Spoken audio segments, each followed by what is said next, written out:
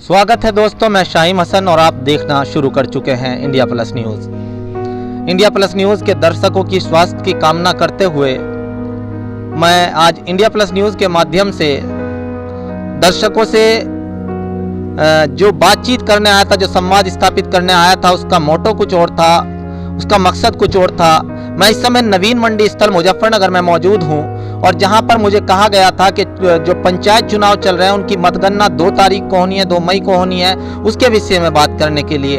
और एक और विषय मुझे बताया गया था कि जो नवीन मंडी स्थल के गुड़ के व्यापारी हैं, इनकी जो एक एसोसिएशन है, उसने जो है मिल करके 9 तारीख तक के लिए जो है वो सबते ही खुद अपनी आप जिम्मेदारी उठाते हुए यहाँ पर लॉकडाउन की दुकानों को बंद करने की घोषणा की थी। उसके बारे में बोलने के लिए कहा गया था, परंतु बीच में ऐसी खबर मिली कि जिसने मुझे तोड़कर रख दिया और कहीं ना कहीं बहुत अधिक जो है आज मैं भावुक हूँ, क्योंकि आप सब जानते हैं कि अभी किस तरह की खबर चल रही है। रोहित सरदाना जो कि आज तक के मशहूर एंकर थे, कई अन्य चैनल्स में भी उन्होंने काम किया, कि आज कोरोना के चलते दम तोड़ दिया। और सरकार जो कि पिछले साल दावे कर रही थी, वो सरकार जिस सरकार ने लोगों को घरों से निकलने पर मजबूर कर दिया था, कि सरकार ने शायद उन मामलों से कोई सीख नहीं ली थी, कोई अनुभव हासिल नहीं किया था। लगातार हमारे चैनल के माध्यम से एक ही बात कही जा रही थी कि लगातार मुजफ्फरनगर प्रशासन शुरू से ही जो है पूरी गंभीरता के साथ अपना कार्य कर रहा है और कर भी रहा है, इसमें कोई शक भी नहीं है। लेकिन क्या सरकार के पास वो रणनीति है जिससे इस तरह की महामारी को रोका जा सके?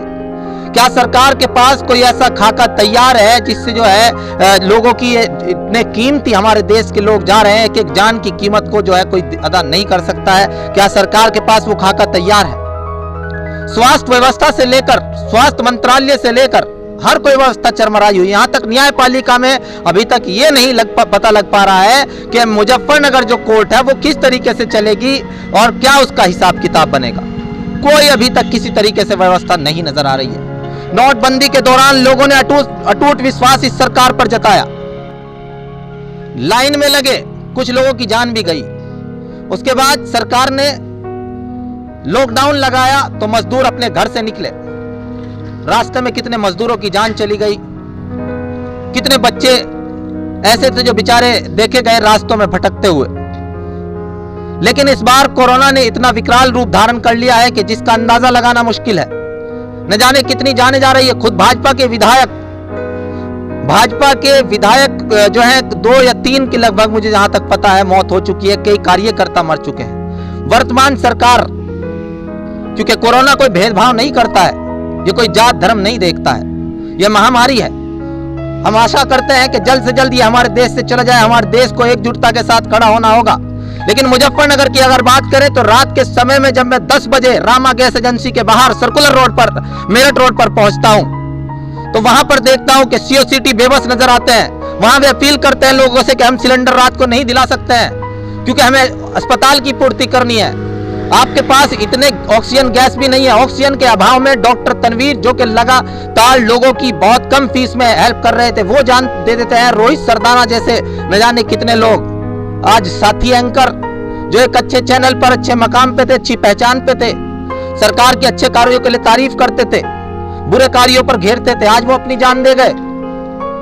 वक्त जिसका जितना लिखा हुआ उतना आएगा। लेकिन एक संतुष्टि होती है लोगों के, हमारे पास फोन आते हैं कि ऑक्सीजन उपलब्ध नहीं हो पा रही है। इतने जनप्रतिनिधि मुजफ्फरनगर के हैं। इंडिया प्लस न्यूज का सवाल है सरकार से कि सरकार ने कौन सा खाका ऐसा तैयार किया जिस खाके से हम कह सके कि पीठ थपथपा सके सरकार। बड़ी बेशर्मी से मुख्यमंत्री योगी आदित्यनाथ कह रहे हैं कि कोई कमी नहीं है ऑक्सीजन की। शर्म आनी चाहिए सरकार को ऐसे समय पर। लोगों की जान की कोई कीमत नहीं, हॉस्पिटल में बेड नहीं मिल रहे हैं और तो और कई लोग तो इस पर चुप्पी साधे हुए हैं, जिनका हक था वो इस समय बोले। विपक्ष के नेता सड़कों पर जो लोगों की हेल्प करते नजर आए थे, इस बार शायद मौत का डर है, वो भी मदद करते नजर नहीं आ रहे हैं। ऑक्सीजन के लिए लोगों को तड़पते, हाथ जोड़ते और फड़कते हुए देखा जा सकता है। और कुछ लोग जो विदेश से ऑक्सीजन आ रही है उस पर क्रेडिट लेना चाहते हैं कि मुस्लिम कंट्री से आ रही है। शर्म आनी चाहिए।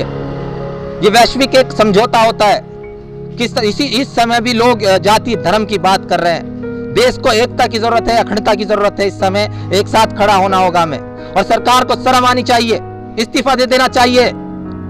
रोहित सरदाना जैसा जो है एक बहुत ही काबिल एंकर आज इस दुनिया से चला गया। ऐसे ऐसे लोग मेरे गांव से लगभग 10 या 12 मौतें हो चुकी हैं। इतने काबिल लोग जा रहे हैं, लेकिन सरकार अभी आंख मूंदे हुए है। क्या इतिहास में आपके बारे में नहीं लिखा जाएगा कि देश महामारी से जूझ रहा था और आप बंगाल में व्यस्त थे, आप अपने चुनावों को देख रहे थे। हाई कोर्ट, सुप्रीम कोर्ट आपको लताड़ लगा रहा है, लेकिन आपके नाम की शर्म नहीं है। राज्य चुनाव आयोग अभी भी जो है इस तरह के का कार्य कर बैठा है, जिससे चुनाव में ड्यूटी लगने वाले कर्मचारियों की मौतों की खबरें आ रही है। मेरे पे एक टीचर का फोन आता है, कहते हैं कि शाहीन बेटा इस तरह की व्यवस्था बनाई गई है, बड़ा दुख होता है। और अब आगे की स्थिति क्या रहेगी उसका भी अभी अंदाजा नहीं लगाया जा सकता है। और गलत कार्यों पर सरकार की आलोचना करना हर चैनल का फर्ज बनता है, लेकिन इस समय हम गलत तस्वीरें इसलिए भी नहीं दिखाते हैं कि लोगों का मनोबल ना टूट जाए। हमें अपना मनोबल नहीं तोड़ना है, हमें एक साथ खड़ा होना है, इस महामारी से लड़ना है। सरकार को जागना होगा, अपना कार्य पर ध्यान देना होगा। इंडिया प्लस न्यूज के दर्शकों से निवेदन है कि लगातार वीडियो को आगे बढ़ाते रहें, इसी तरीके से प्रेम देते रहें, आपस में एकजुटता के साथ, भाईचारे के साथ अपने देश की स्वास्थ्य के लिए कामना करते हुए अपने तरीकों से अपनी धार्मिक आस्था के अनुसार प्रार्थना करते रहें और जुड़ रहे मेरे साथ में Shaheen Hasan, India plus news, Muzaffarnagar. India plus news, सिर्फ वही जो सही।